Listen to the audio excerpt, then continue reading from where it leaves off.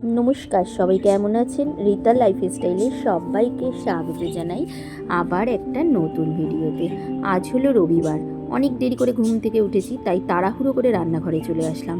রাতের বেলায় আটাটা মেখে রেখেছিলাম, এখন আলু ভাজাটা কেটে নিয়ে ঝট করে আলু ভাজাটা বসিয়ে দিই।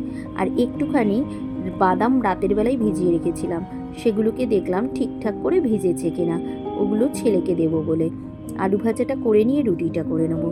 দেরি করে উঠেছি বলে এত তাড়াহুড়ো, মানে কি বলবো, অনেক টাইম হয়ে গেছে, প্রায় 9:45 বাজে। ঘুম থেকে উঠেছি 9টার সময়।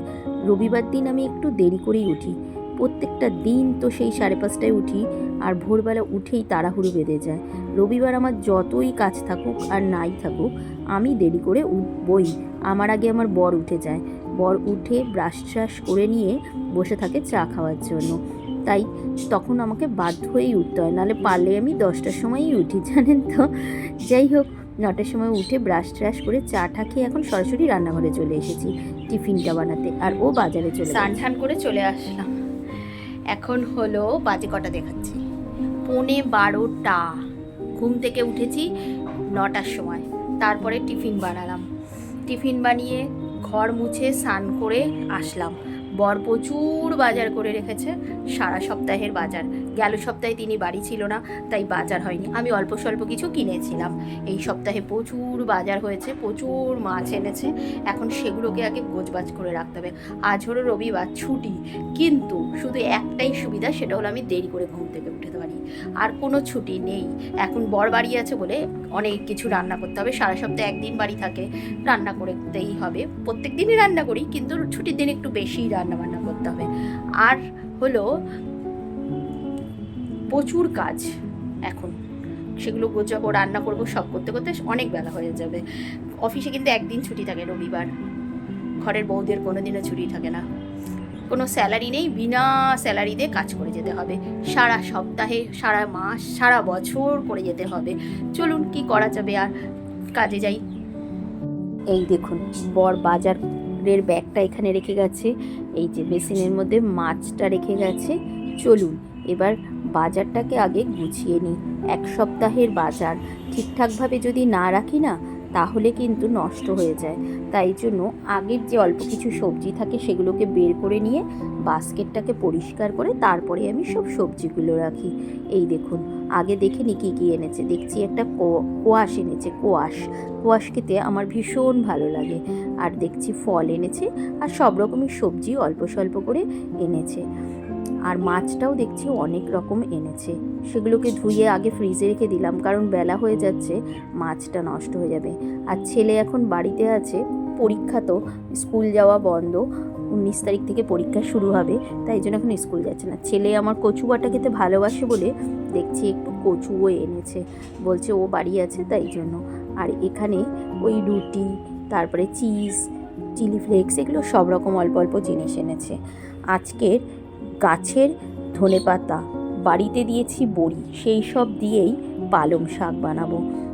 পালং শাকটা হলো আমার বর গেল সপ্তাহে বলেছিলাম না রবিবার সুন্দরবন গিয়েছিল, ওখান থেকে নিয়ে এসছে, ওটা আমাদের দেশের বাড়ির জমির। সেই পালং শাকটাই রেখে দিয়েছিলাম, কারণ ও তো বাড়িতে থাকে না, তাই জন্য আর করিনি। আজ রবিবার, ও বাড়ি আছে, ভাবলাম আজকে সব ঘরের জিনিস দিয়েই পালং শাকটাকে করব। ওই যে বড়ি দিয়েছিলাম, ভিডিও দিয়েছি, সেই বড়ি দিয়ে ভেজে নিয়েছি। গাছের ধনেপাতা তুলেছি, আগের দিন ভিডিওতে দিয়েছি, সেটাও। আর পালং শাকটা হলো জমি থেকে নিয়ে এসছে। সব মিলিয়ে পালং শাকটা খেতে দুর্দান্ত ভালো হয়েছিল, মানে সব নিজের বাড়ির জিনিসের স্বাদই আলাদা।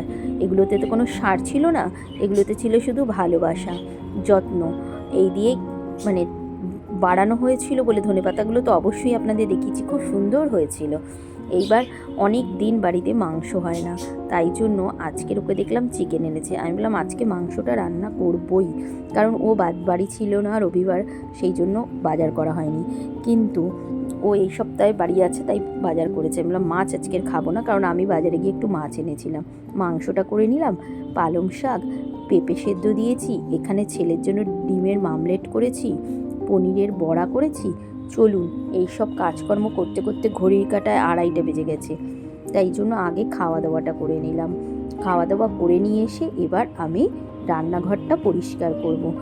কারণ রান্নাঘরটা যদি আমি এখন পরিষ্কার না করে রাখি, এখন বিশ্রাম করি, পরে আর আমার ইচ্ছা করে না।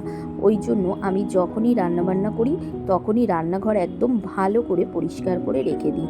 কাজ ফেলে রাখতে আমার একদম ভালো লাগে না। যখনের কাজ তখন করে নিয়ে তারপর যতক্ষণ ইচ্ছা বসে থাকি।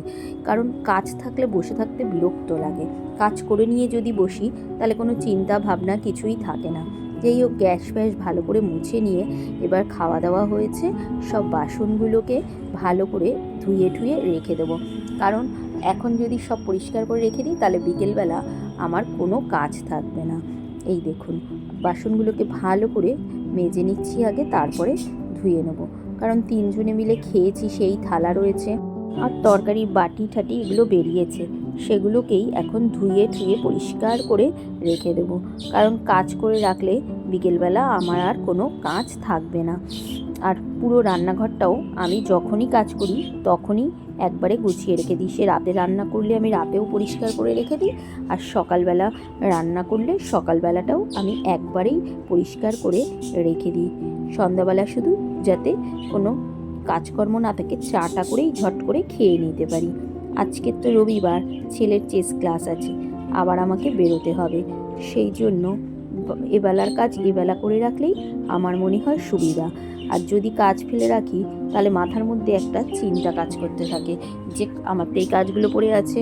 কারণ আমার তো একার হাতেই একার সব কিছু করা, কেউ নেই যে করে দেবে, আর কোনো কাজের লোকও নেই। তাই জন্য নিজের কাজ নিজেই টাইম মতন ভাগে ভাগে আমি সব সময় করে নিই। এই কথাটা আমি আগেও আমার ভিডিওতে বলেছি। নিজের সুবিধা অনুযায়ী আমি সব কাজ ভাগে ভাগে করে নিই। আর এখন তো একটু বাড়িতেই আছি, কারণ ছেলের পড়া, স্কুল এগুলো বন্ধ আছে। তাই জন্য আমি সব কাজকর্মগুলো অন্য সময় যেগুলো করতে পারি না সেগুলো এখনই করে নিই। এই যে রান্নাঘর পরিষ্কার তো রোজই করতে হয় অল্প স্বল্প করে।